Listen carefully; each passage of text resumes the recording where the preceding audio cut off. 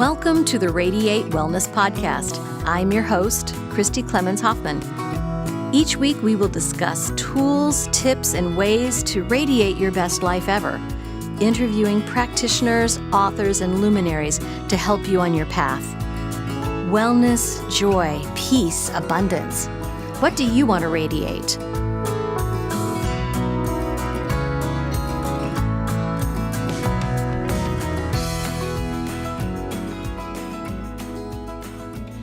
Today, I am so excited to be sitting here with Steve Sanders, my friend and our life coach with Radiate Wellness. And we're just so excited and happy to be here. Hi, Steve. How are you? I'm doing really well. Good. Thanks for inviting me. Of course. You're part of our group, and we want to know more about what you do. Okay. So as a life coach, tell me a little bit about the services that you offer with your coaching. Yeah, so there's a couple of different ways that this can go. One is one-on-one coaching with individuals that have something that they may want to clarify, like values or a life aspiration and how to bring it forth in their life. I also am able to work with organizations and teams.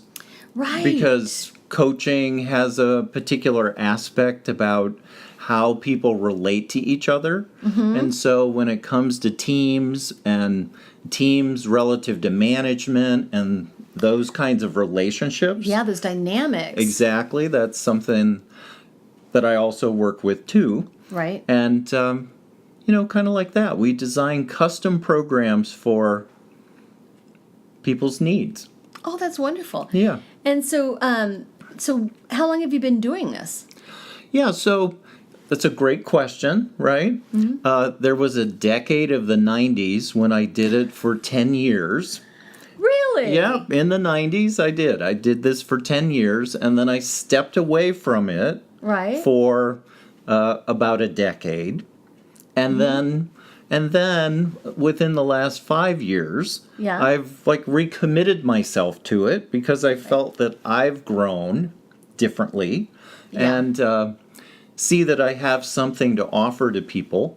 Yeah. And so I'm back in it, building a private practice and working with the Radiate Wellness community. Oh, that's awesome. Now, so you were in it 10 years ago. See, I've known you a while, and I didn't know that you had been in it that long. That's great. So what got you in it in the first place, like back in the 90s? Yeah, back in the 90s, I just guess I would say I was a whole different person. Oh, yeah, weren't we all? Yeah, I mean, I was just a whole different person. I thought that everything that, I thought everything that I thought about my life, all the reasons, all the conclusions, all the explanations that I had amassed from the time I could remember as a 5-year-old to a 32-year-old were really true. And we were talking a little bit about the fact that I'd been introduced to Landmark Education Corporation. Right. Yeah. And through participating in some of their programs back in the 90s, I discovered that maybe I can change my mind. Go figure. Go figure, right? It sounds easy. It's really not, I don't think. No, see, that's one of the things about a coach, right? Right. A coach is able to listen to a client and help point to repetitive patterns of speech, repetitive patterns of behavior, right? Things that are in people's blind spots. Right, things that they can't see. Right, absolutely. Things that they can't see because it just seems to be the way it is for them. Right, that's their truth. Exactly. And when you're open and inquisitive and want to explore that a little bit, sometimes, and most times, right, you can discover that the fixed way that you've thought about something maybe is a little more malleable. Absolutely. There may be other viewpoints out there, maybe some things that you haven't seen. That was radical for me. Was it really? You want to here's the radical thing. Let me hear it. Okay, here's the radical thing. Back in the 90s, when I was sitting in one of these programs, the leader was talking about the light that hangs over an intersection that happens to have different colors. Right, which we see every day. That we see every day when we're driving our car, right? Different colors, a light hanging over the intersection. And there were 100 people in the room. And he asked, what does it mean when the top light can be seen? And I'm sitting there and going, well, the top light is usually red. Duh, it means stop. And there were other people in the room, Christy. I kid you not. There were other people in the room that said, I'm from the East Coast in New York City. When that light shows up, that's my indication to hit the gas and speed through the intersection and get out of the way. And I was like, no, but that's the red light. Yeah. And the leader of the program went through the middle light and then, of course, the bottom light. Right. And naturally, even in me having this conversation with you, right, we're talking about it hanging this way. Yeah. And sometimes they're this way. Really? Right? I've never seen them that way. Yeah, but sometimes they are in different cities, right? Okay. They're actually this way. Oh, right. Okay. And so, you could go through the meaning of the lights as they light left to right or right to left. I mean, right. All of that, right? Yeah. Okay. Well, when I was in a group of 100 people and we were arguing over what the red light meant, I was like, you had never really thought that there was any other interpretation. I had never thought that there was any other interpretation. Right. Because in my experience Red and light who was stop. around me, red light meant stop. That was it. Nothing else. And it never even occurred to me that another human being in the car beside me would live in a different experience, right. a different reality. Right? Oh, that's interesting. Never.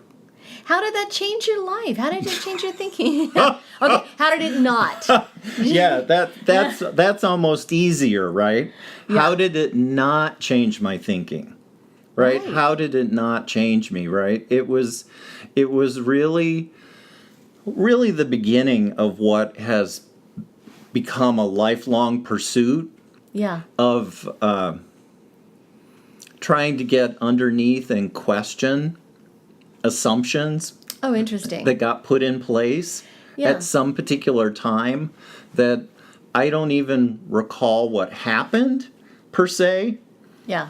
but yet today, right, sometimes I bump up against these decision walls where I talk about it as default with my clients, right? Where I just automatically fall back into a pattern of behavior, really without thought. It just defaults. Exactly. Autopilot, really. Autopilot, right? And of course, today, because of all the advancements in neuroscience, neuroscience knows that part of that phenomenon with the brain is that when that highly complex situation occurred for the human being, mostly a child, right?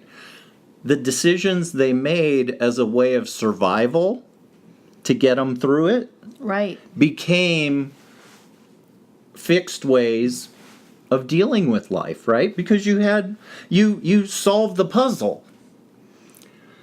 It's just that for me, right, about the time I was learning about the stoplight, I was to a place in my life, right, where I was clear that some of those constraints that had been put on my life at a very young age Right. weren't working anymore as a 32-year-old. Right. Right. Because you grew up in a rural I did. situation, a rural location on the farm. Exactly. Yeah, in a small town. Correct. Right? Right. And it just kind of seems to me that you kind of outgrew it in a way. Well, given that I was, by that particular time coming into an office building, right, that every day you had 1,000 other people in the building with you. Mm-hmm. They all had different ideas and the different backgrounds, Absolutely. different ways of approaching things. Yes, but for at least 5 years of me walking in that building, I thought we all saw the red light the same. That is interesting. Yeah. Wow. No, so when you're talking about walking into this office building of 1,000 people, and so tell our listeners what is you do, because you've been doing this a long time. Oh, yeah. So, well, the simplest way to talk about it and to talk about it back then is I was writing documents that described how software was to be programmed.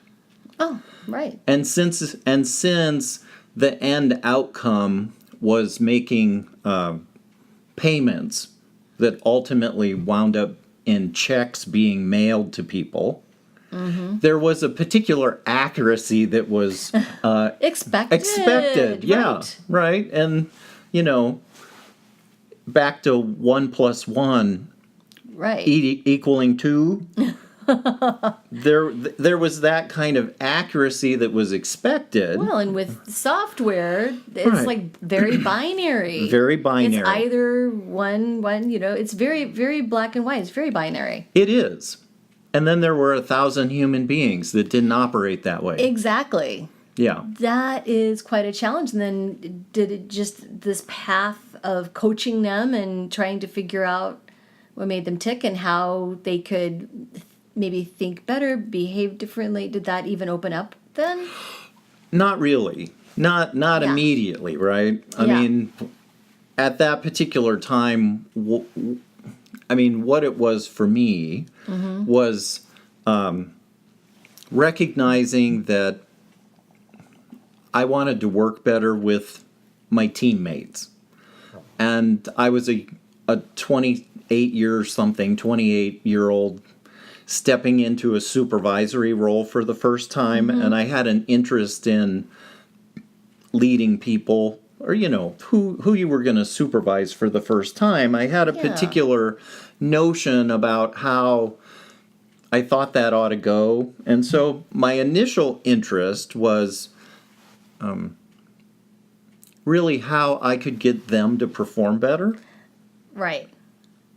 And of course, in that process, it was really a huge discovery about how I could think differently to get me to perform better. Exactly. And how I could think differently to get me to listen differently. Absolutely. Right? It's not just them, it's how you interact with them. Yeah. And so, back to the stoplight thing, right? Yeah. Okay. After I had that shift, one of the other things when we talk about listening, right? I didn't have really any training about how one is supposed to listen. That's something we take for granted, but we really do have to have some instruction and some feedback and need to know what works and how our listening is being perceived. We do. And what I wound up discovering is that I wasn't really listening to your full thought. Right. When I heard your first couple words, I immediately started strategizing in my own head what my response was going to be. Yes. And I didn't know I did that.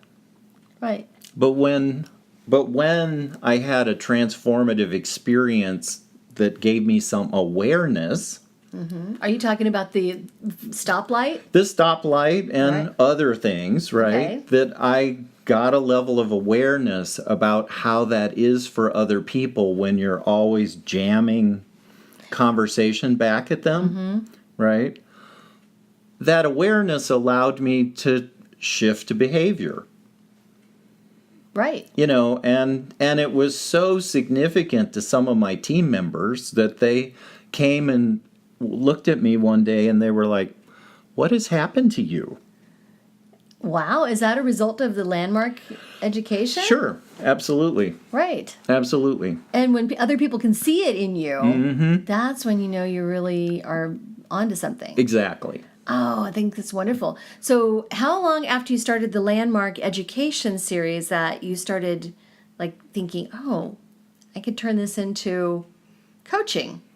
Yeah, so as far as private practice is concerned, Right. my private practice that I'm in now, like about a 15-year horizon, Yeah. right? It was a long time. It's taken a while to get here. It's taken a long time to get here. Right.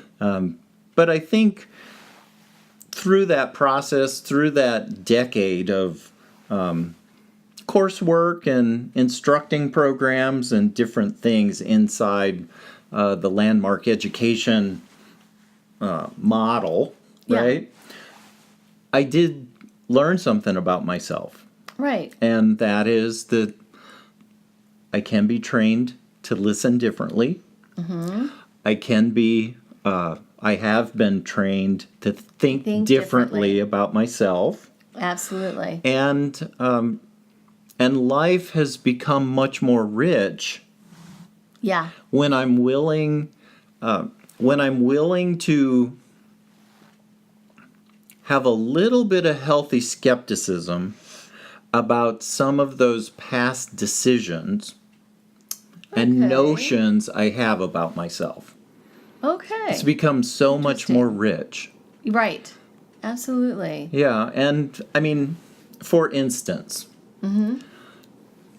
we have a chorus in Kansas City called the Heartland Men's Chorus. Yes. Right? And I sat in the audience for over 5 years listening to their wonderful performances and dying. Like I would give my eye teeth to be on stage with them. Yeah. But when somebody would ask me, "Well, Steve, why don't you try out? Why don't you audition?" Right. Whether we call it a tape, whether we call it a decision, whether we call it whatever we want to call it from our past, immediately what was there for me was, well, because I was always concerned about, pretty much up until that point, Christy, right? Before I tried something, I would assess the pros and cons of it and pretty much decide I was going to fail. Really? Yes. That seems not like as I experience you now. Correct. But at that particular time, right, That was your truth, when then. I would see something, my truth at that particular time was I would weigh the pros and cons of it, Right. and depending upon how that turned out, if I concluded that there was a higher probability of failure than success, I wouldn't even put myself out there Right. and try. I would just stop.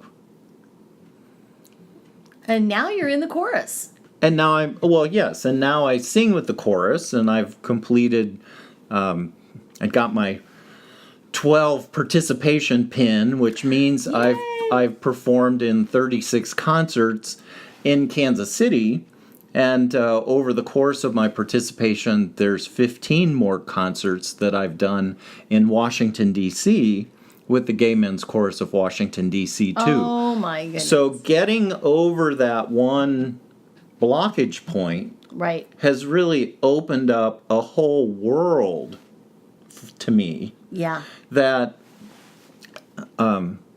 wasn't going to happen. I mean, that's if you want to if you want to like get to where's the juice for me Yeah. in coaching people, Right. whether it's teams or other people, it's about knowing that I can have a conversation with a client and something can show up in their life that wasn't going to happen anyway.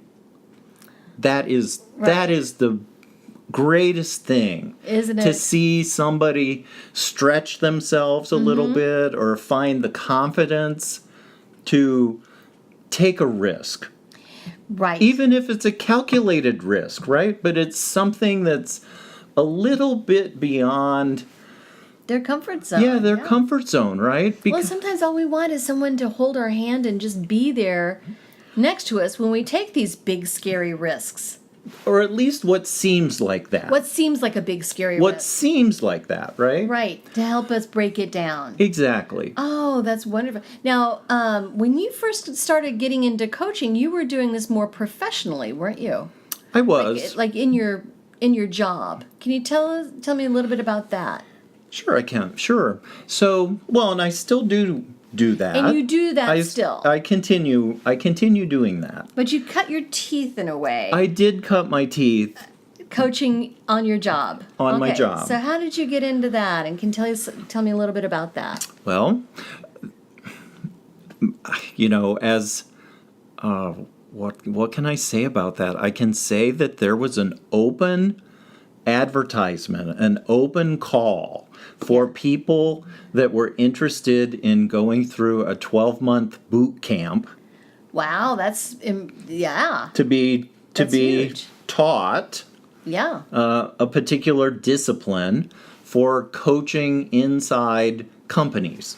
Right. Yeah, and I threw my name in the hat, so to speak. Right. And was so thrilled that my supervisor in that particular, work context supported me, and thrilled when I got the call to participate in the boot camp with 85 other people.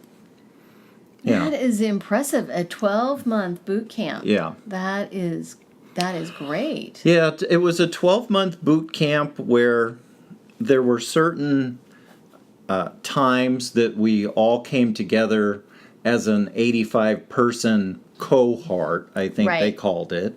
And then in between those sessions, you had an assigned mentor coach with a particular pod of people that had things to accomplish throughout the time in between the major sessions. Yeah. So you were coaching as you were learning. Absolutely. We were coaching as we were learning, and the mentor coach that was assigned to a pod was also listening to us in real time coach clients. Oh my God. And so when a client session would get over, you got feedback about immediate. Sometimes immediate, sometimes a couple days later. Right. But it came from the mentor coach, which was, a person that was recognized as having a particular skill set. And I was fortunate to have a lady that teaches coaching at NYU. Really? And so she went back and forth between NYU and Georgetown, and she was like the cream of the crop as That's far fantastic. as a mentor coach. Right. Well, now that you bring up something interesting that I wanted to ask about. We think of, in business terms, we think of mentoring and we think of coaching. So what is the difference between like having a mentor and meeting with your mentor versus meeting with a coach and working with a coach? Yeah, very good. So here's how I think about it today. Yeah. In the workplace, when you have a mentor, it's about some kind of skill development. So that the senior level mentor is taking a junior level employee and training them in the skill set, so to speak, of, in my case, it's like coding software, but it could be developing a budget, right? Right. It could be So it's a specific skill. a specific skill Right. related to some job task that a junior person is receiving from a senior person, Okay. right? Right.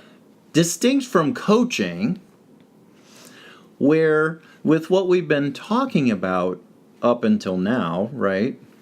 If you're the client coming to coaching, you may have an aspiration and aspire to something. So you may be aspiring to be a supervisor. You may be aspiring to be a manager, right? You may aspire to make a career change, or you may be aspiring to apply to a different employer. Right. Right. That's your aspiration, but at the same time, you're noticing that you're not taking any action. Maybe you don't even know what action you could take. Maybe you don't, that's right, you don't even know what action to take. And so when a client comes to coaching like that, it's working with the coach to discover what's getting in the way for taking action, which is usually connected to some thought or thought pattern that people have about themselves. Right. Some fear about, well, what if this doesn't work out? Kind of like myself in the chorus, right? Yeah, exactly. What if this doesn't work out? Right. Then what? Then what do you do? Yeah, exactly, right? And so the interesting thing about coaching is that we come from a place where there's innate wisdom in the client already You need to just access it. they just haven't tapped into. Right. And it's the role of the coach to work with the client to support them in tapping into that wisdom that's already there. So I'm not working to give you anything. I'm not working to tell you how you need to be. I'm not working to, teach you some great theory, though I may use models of thinking. Right. I may use a particular accountability structure so that when you promise to take actions, we chart it. We chart it. We see that it happens, right? Right. So that there's some movement, so that the client can experience making a shift. Right. So many times when you want to make this change in your life, there's nobody you're answering to. Right. And it's so easy to just fall off the wagon. It is to backpedal and tell you really want to do this, but then, the going gets a little rough.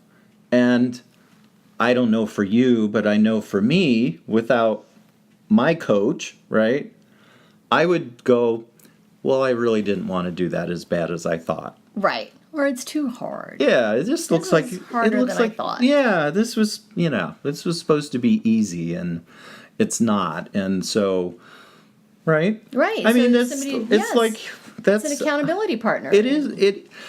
There's an aspect of it that it's an accountability partner, and then there's a whole nother aspect of coaching, which is something that the boot camp trained me in. Right. Right. Which is about creating that safe, non-judgmental space for a client to be able to explore their story, their narrative, their stops, their decisions that they might have made in life, and kind of put it out here on the table and reconsider whether it's working anymore. Now, you talked about learning this in the boot camp, and that is the International Coaching Federation boot camp. That was that was who ran that. To me, when we first started talking about bringing you on board with Radiate Wellness, that was so important to me that you had something that was such a recognized structure for your coaching, that you brought something that was backed by an international organization. Can you tell me a bit more about the International Coaching Federation? Sure. So the International Coach Federation is a professional society which is working to standardize or increase the professionalism of the coaching discipline. And so one of the aspects of the International Coach Federation is that the boot camps, the coaching boot camp like I went through, Right. had to have its curriculum approved Right. to be counted towards their certification criterias. Yeah. The International Coach Federation sets those kinds of standards for coaching programs. What are the core competencies that you would expect to be trained in? And then also a series of understanding about professional ethics and Absolutely. responsibility, right? That under the ethical environment of my coaching practice, right? When a client comes to me that would be better served by a different discipline, I am under ethical responsibility to refer them, Yes. right? Yes, 'Cause- and that would be the right thing to do and the ethical Exactly. thing to do. Exactly. And so are you also a mandatory reporter for abuse and neglect cases and self-harm? Well, I haven't ever. You haven't had to practice I it. haven't Good. had to practice that, and here's what I'd say about that. Inside the certification that I hold, Right. I have an awareness of that reporting. However, I'm not under the same professional standard as a social worker would be if that condition came up. Right. So again, I would be making referrals to a professional in that particular discipline should that come up. Absolutely. Yeah, absolutely. Yeah. Now, it sounds like this work through the International Coach Federation is very much geared toward professional development, professional accomplishment, that type of thing. So what other applications are there for that level of formal coaching, if that makes sense? So would you be able to coach somebody in personal projects using that model? Sure. I mean, so there's a couple of professional bodies around the world. This is just one of them, right? And corporations, companies, all different sizes, nonprofits, right?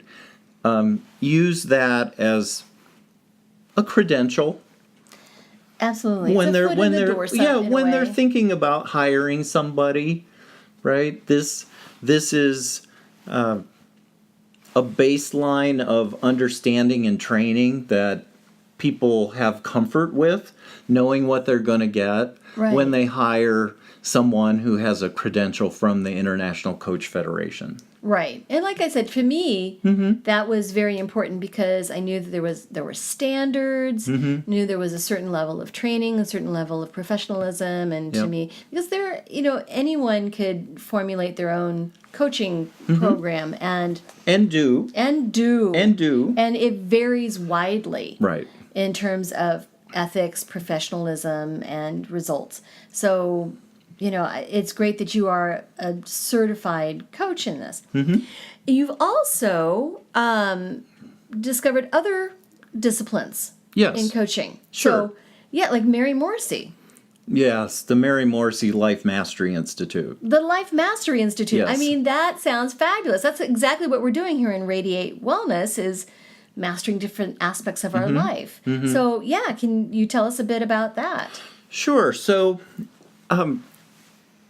the Life Mastery Institute and why I would put myself through that kind of a rigorous training program. Yeah, how right? rigorous is that? Well, the Life Mastery Institute delivers their program over 12 months.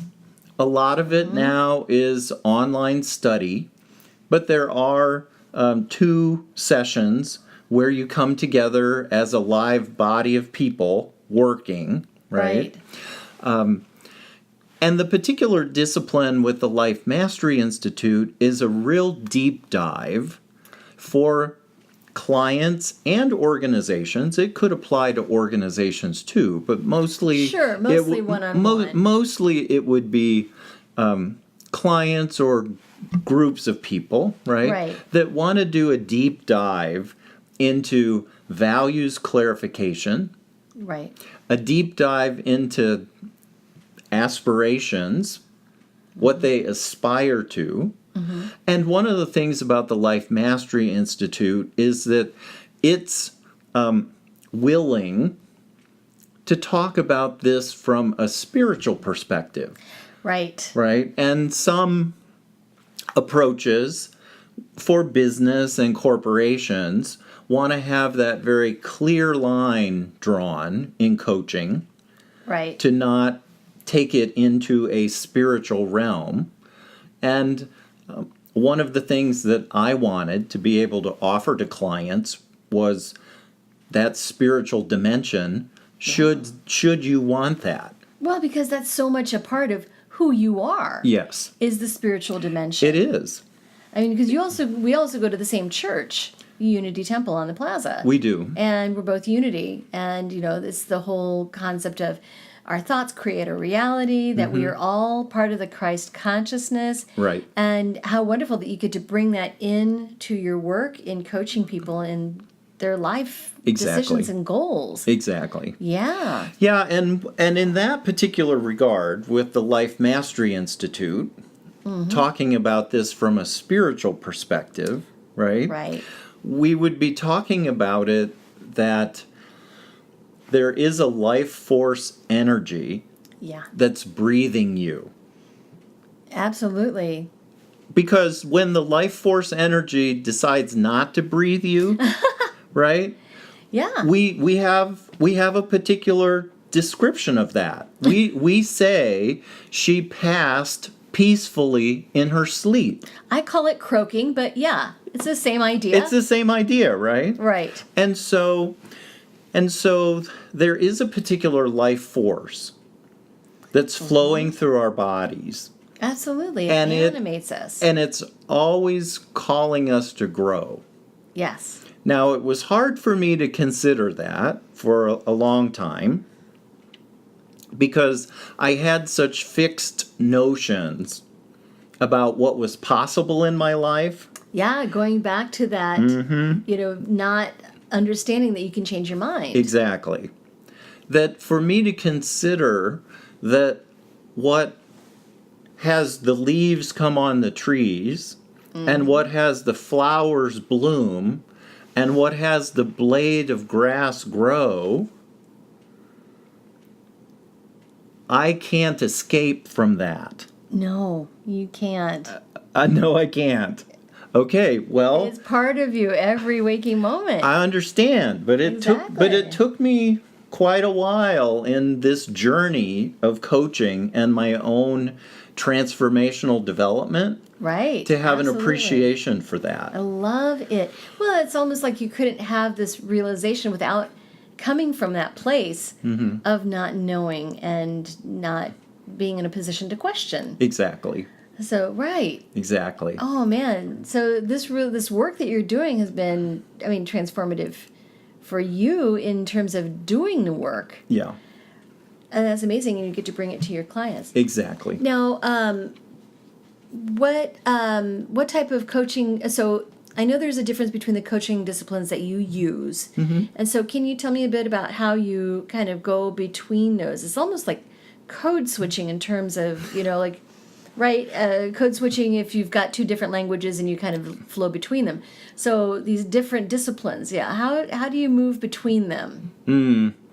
Well, that's, it really is through an interview with the client about what they're out to accomplish. Yeah, you probably could not work in the spiritual principles when you're coaching someone within a business or career? Mostly not. Mostly not. Mostly not. That would be a conversation. Exactly. Some businesses are okay with it. Right. But of course others Right. that's not, they're not. Yeah. Right? Which is what's fun about having a private practice. Yeah. Because I can float in between. Absolutely. And I'm sure they both inform the other. They do. You know, there's a bit of scaffolding, a bit of technicality that you can bring to the Mary Morrissey, the dream builder. Sure. And then some dreams that you can bring to a more structured type of environment. An environment and engagement, yeah. Yeah, and that's what has me really excited about my third avenue. Right, tell me about that. Which is conversational intelligence. Yeah. So, people have heard about IQ. Right. Intelligence quotient. Right, intelligence quotient. And EQ. A few years ago, it was really big about EQ, which was emotional intelligence, right? Right. And so now the cutting edge, because of neuroscience, is this exploration into conversational intelligence. And it literally is looking at how our speech patterns and how our words either create affinity between people, right, or turn people away. Boy, this is huge in our news these days. Right. Right. Absolutely. And so you just got a certification, not just, but within the past year, a certification in this conversational intelligence. Exactly. So can you tell me more about that? Sure. And, here's kind of the summation of conversational intelligence, right? If an organization or a person wants to get to the next level of greatness, it depends on the quality of the culture, right, in the organization. But for an individual, right, culture would mean the people you hang out with. Yeah. Right? Right, exactly. So if you want to get to the next level of greatness, it depends on the quality of the culture You're right. the people you hang out with. Right. Which depends on the quality of the relationships, fundamentally meaning the degree of trust. Right. And affinity. And bonding. Which depends on the quality of the conversations and the words that are spoken. Because that's the medium we use. Correct. To connect with people. Exactly. Absolutely. From a conversational intelligence point of view, everything happens through conversation because the words literally going back and forth between the two of us are kicking in bioreactions. Right. And either upregulating our brains or downregulating our brains. Right. And certainly we can see in the world around us today that there is a lot of downregulation. There really is. There is. Just a lot of putting down, a lot of not understanding, a lot of deliberate miscommunication. That's right. And so this is needed very much. In business, in personal life, and in the bigger spectrum of... Well, in education. Exactly. In everything, in growth. So how does this kind of compare with neurolinguistics? Well, I can't say for sure because I haven't ever done neurolinguistics very much. I have a master's in linguistics, so I'm kind of a language nerd. Okay. What I can say about this, right, is that words and their delivery with the intention behind it, right, does come with a particular energy signature. Yes, absolutely. And so, having some awareness of that phenomenon, of course, would create conversations, culture, relationships, and relatedness, right? And so that's what really attracted me to conversational intelligence because there was science behind this whole thing. Right. And where up until this point of going through this really rigorous discipline last year, if I ever talked about this in a business setting, people would say that, oh, that's soft skills, Steve. We know soft skills are important, but, we're not really, that's soft skills. I feel like you're on a mission to change minds about that. I am on a mission to change minds about it because now we have the hard science behind the interactions in the language, and what in the, well, for sure in the 60s and 70s and 80s was labeled soft skills. Now, in 2016, it's evidence-based. Yes, it is. Absolutely. It is. And I love that this is coming into the forefront in business, but then, everything trickles down, it seems, from that. Yes. And into people's, own conversations, personal conversations, etc. And so I was just kind of wondering how you might incorporate this conversational intelligence with the other work that you do, the other disciplines that you follow. Where this is fitting in the most is with the clients that I am still working professionally with in the workplace. Right. Yeah, right, in the workplace. Right, because a lot of them come with some particular, I want to tell my boss this, but I don't know how. Right. Or I want to have this conversation with my team, and I don't know how. And we use the disciplines of conversational intelligence to literally design the conversation so that when it's delivered, it has words that are going to upregulate people.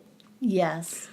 And the intention behind it that is also going to fully deliver the communication so that there's no discontinuity between what's said and what the people are present to in the unsaid.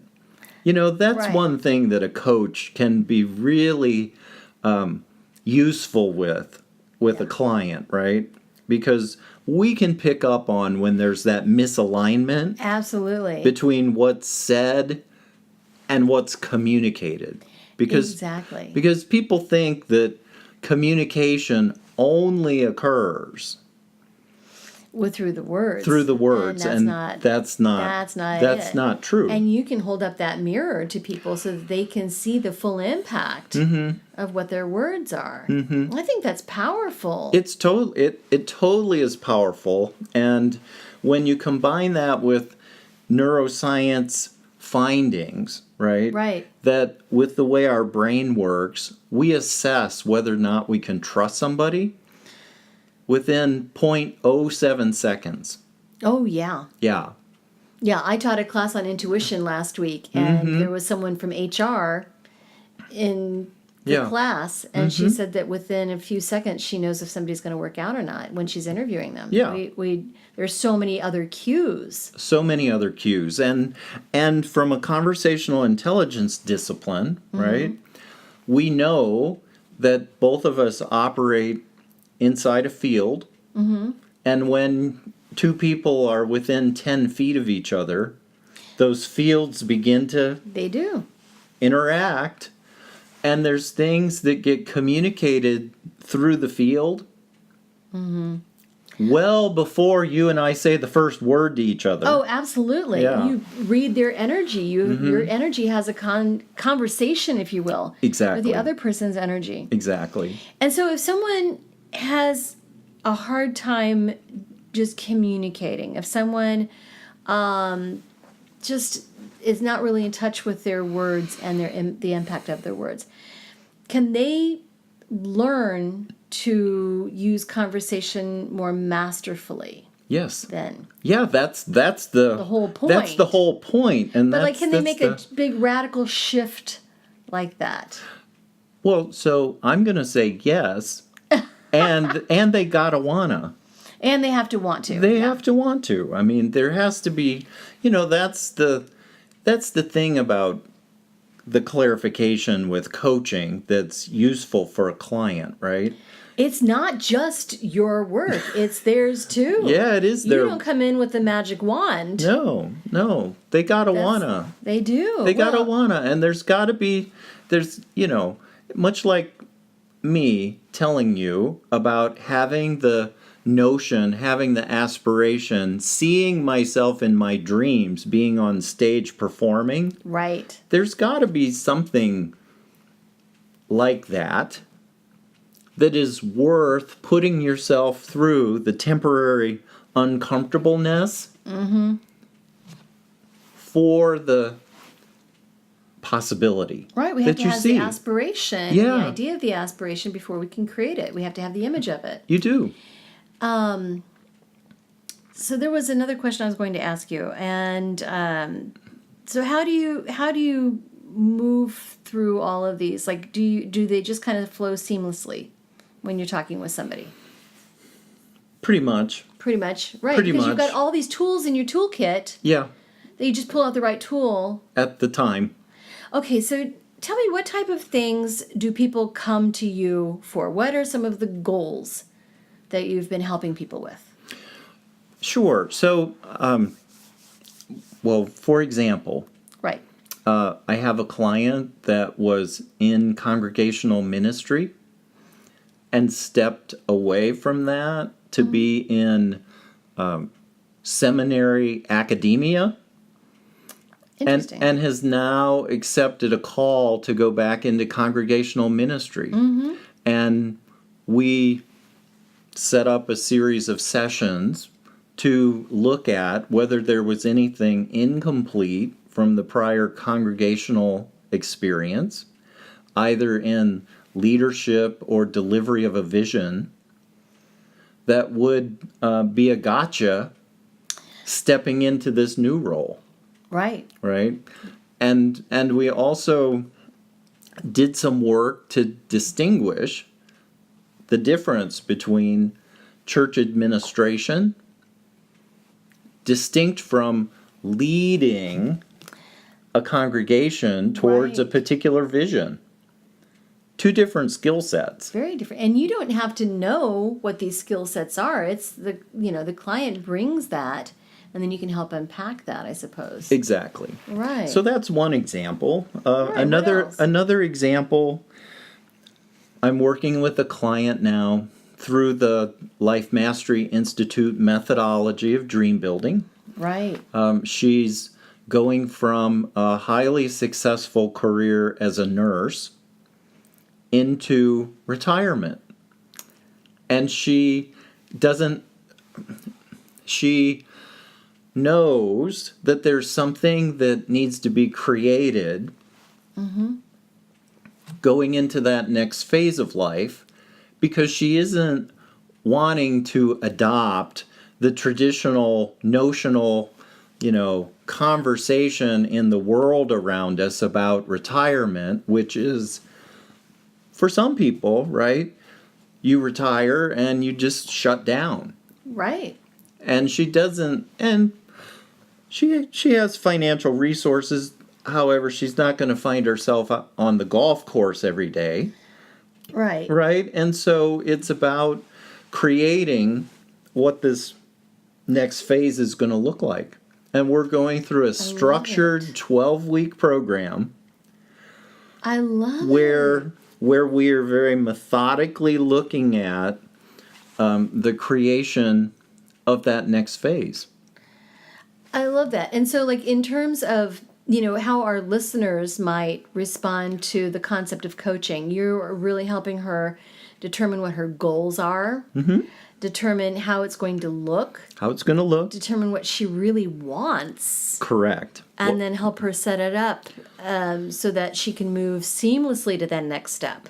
Yes. And we would call it building Right. bridging Okay. to the new state, right? And then the third state, which is about not so much putting it on automatic pilot, right? But creating a community of support I love for it. the new reality. Right. It's like you build it before you've even gotten there. So when you move to it, Yeah. I love that. And the people and the community of support to keep it going. Exactly. Right? 'Cause- Because you're not in a vacuum. No, you're not in a vacuum, and you do still need to have your advocates and your cheerleaders.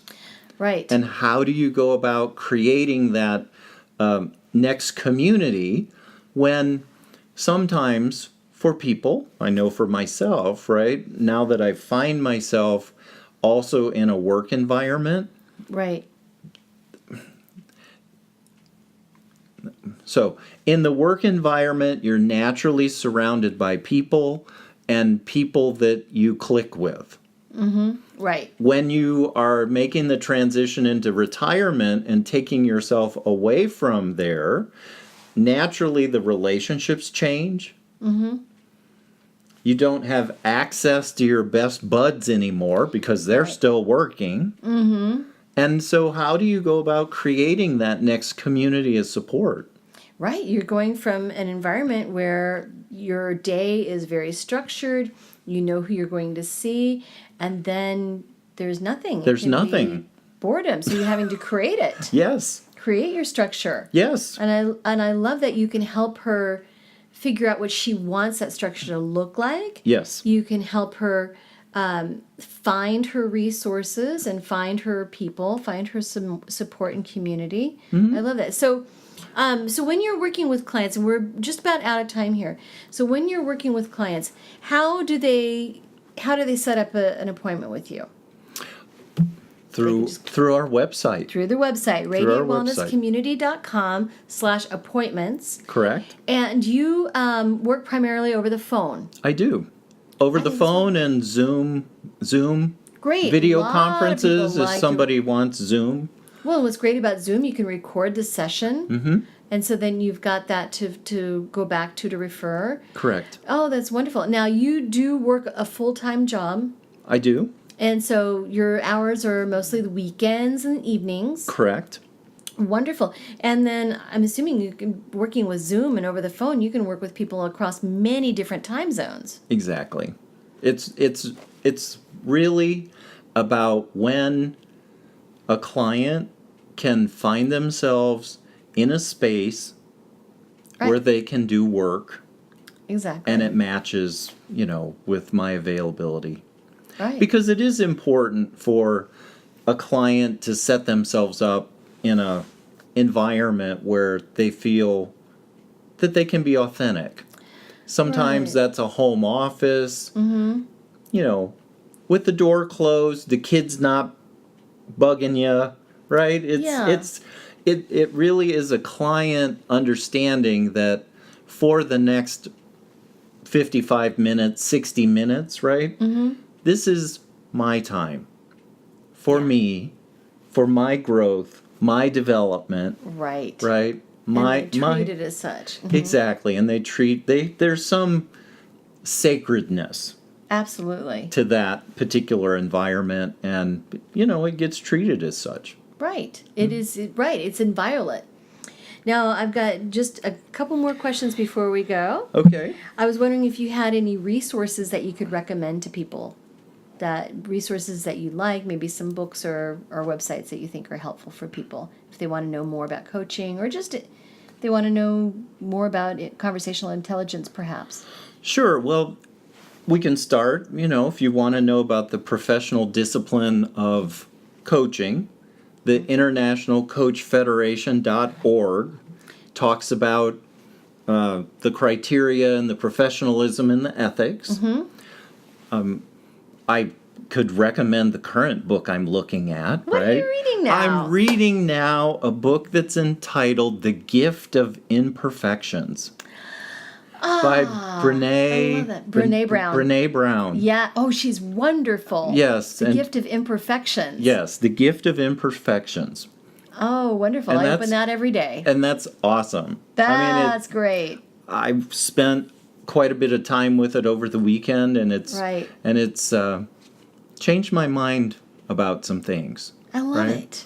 Because she's known as a person that researches shame and being ashamed. Oh, yeah, she's all about emotions. And she's all about emotions and what happens when a human being has to keep things secret.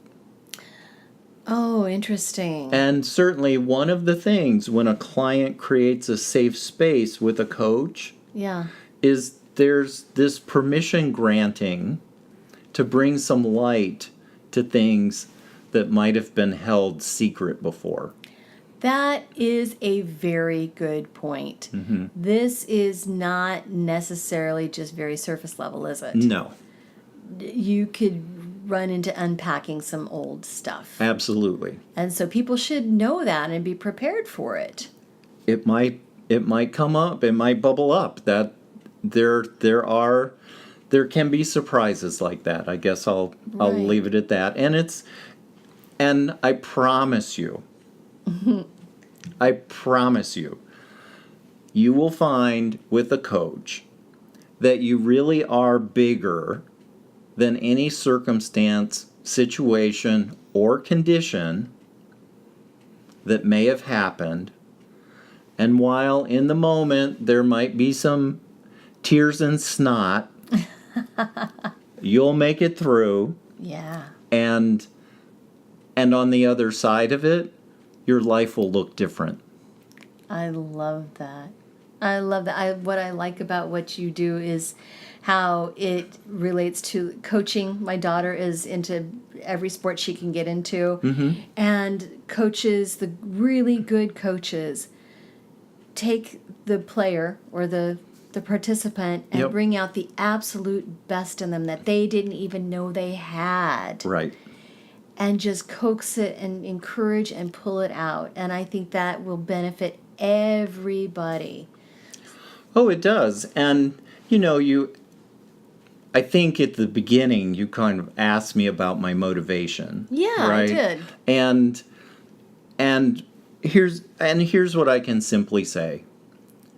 Somebody stood for me once, and I discovered a whole different possibility for living my life. Yeah. And really, since that time, my life has been in service of being that for other people. Because I know the difference it makes when you have somebody in your life like that. Yeah. Really, what difference that makes. And for those of us that are dreamers about how the world might be, right? It literally is about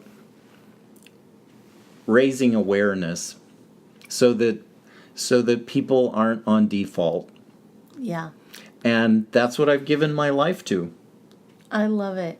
All right. Well, on that note, I want to say thank you so much to Steve Sanders for being here with us this evening. You're welcome. I've really, really enjoyed our conversation. I always get so much out of talking to you. And remember, if you want to schedule an appointment with Steve, visit our website, radiatewellnesscommunity.com/appointments, and they can schedule right there. Absolutely. And there's packages available too. There are. Yeah. And it's listed out on my page. Absolutely. Look for my name. Yeah, and radiatewellnesscommunity.com/Steven Sanders. That's right. Absolutely. So you can get a lot more information about Steve, about his practice and approach, and as well as, how to set up an appointment. That's wonderful. And I really appreciate the service that you do to the world. So thank you very much. And I'd like to also thank James Wheeler, who is our sound engineer and who gets us set up and going. Thank you so much, James. I really appreciate it. So until next time, we'll see you later and take care.